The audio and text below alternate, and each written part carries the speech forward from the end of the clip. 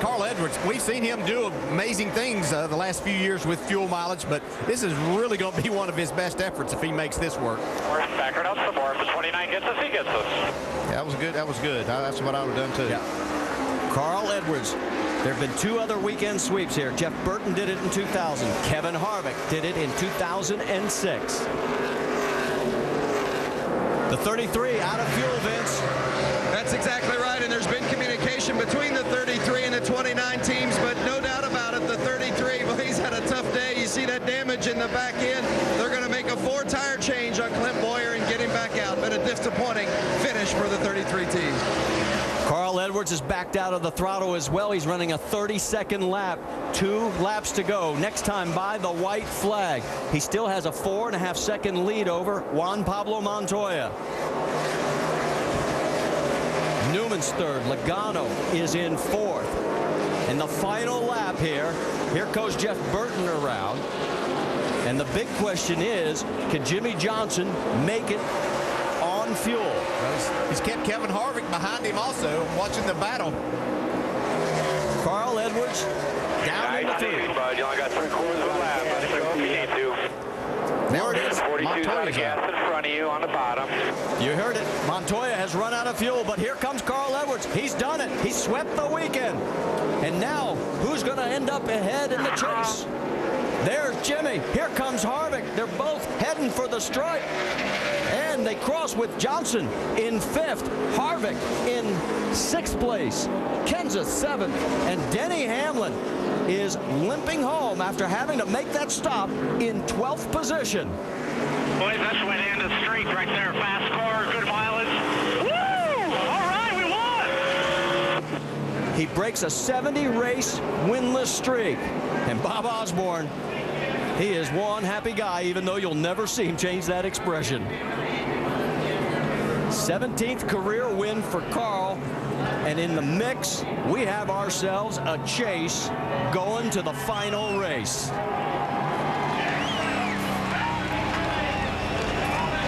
Denny, frustrated.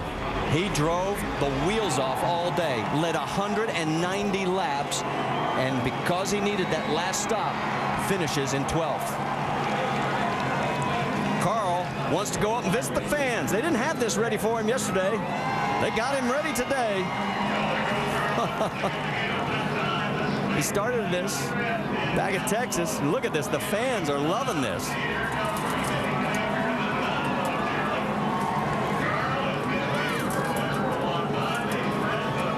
Carl, you better be careful. They may not let you out of there. That could be dangerous. Might be the most dangerous thing you've done all day. Well, there's nothing better than having a fast race car and good fuel mileage to go along with it. You see a very, very frustrated Denny Hamlin right here. Carl Edwards. Actually, Jimmy Johnson went 88 laps that last run. Kevin Harvick dodges a bullet because of that extra yellow where he was able to come in, top off. He's only 46 points behind, 15 markers behind for Jimmy Johnson to the points leader, Denny Hamlin. The closest chase with 1 race to go between 1st and 2nd was 18 points in 2004. We've got that beat this year. Between 1st and 3rd, it was 21 in 2004. Vince? Well, Kevin Harvick, you talk about dodging a bullet. You did it today. You had a car in the top 5. The lug nut didn't get put on. You had to go all the way back after having to come in. How relieved are you now to be sitting in the position you are at this finish? We're just lucky, to be honest with you.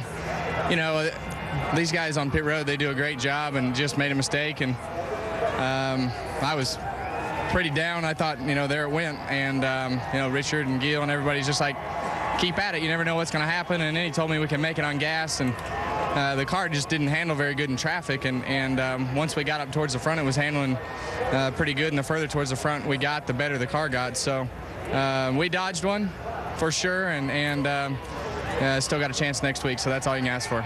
How does it feel to be in this position, knowing that you dodged the bullet, sets the stage for a showdown in the final week of the season? Yeah, I don't know how many points it is, but, you know, I'll take these guys up against anybody. And, you know, I believe those guys on pit road can do the best job, and I never said a word about anything on the pit stop because they've done such a great job over the last 4 weeks, and we just got to keep doing that. So our car will be fast next week. It was fast this week. Not quite as good as the 99 or 11, but we really never got to restart up there with them. So just got to thank all Richard and Gil for keeping me pumped up after I got a little down, and we hung with it. You trimmed 13 points off the deficit, by the way, so 46 down going to Homestead, Marty. And you saw him say 46. I think he was hoping it would be a little closer, and boy, that man has got to be wondering, what do I have to do? Let's go back and tell you right at the end of the race, comes home in 12th. Look at him, and you can't blame him. Not at all. No, he did everything as a driver you can possibly do. Came out here, dominated this race. It's just so frustrating, things that you can't handle. Doc? Yeah, he comes here and dominates a race, leading 190 laps, and then climbs out of the car. Denny, I know, I just can't imagine the emotions you're feeling right now. What are the thoughts? Yeah, it's pretty disappointing. We were in a good position there to look pretty good at going into next week, and now we got to just outrace them next week. You still have a 15-point lead headed to Homestead. You said at the beginning of the chase, if we can keep it close going to Homestead, as good as this team is there, we think we've got them. Now, what about next week? What is the mindset? I don't know. Good cars and all that. We had all that today, and things didn't work out strategy-wise. So, it's tough to say. It's tough to say what we got to do. We did what we had to do today. Just didn't have it there at the end. So, it's frustrating. But I'm proud of these guys. We had a car that could win, and that's something that I hadn't had here in a long time. So, proud of this whole FedEx team. We're just going to go there next week and try to win that race.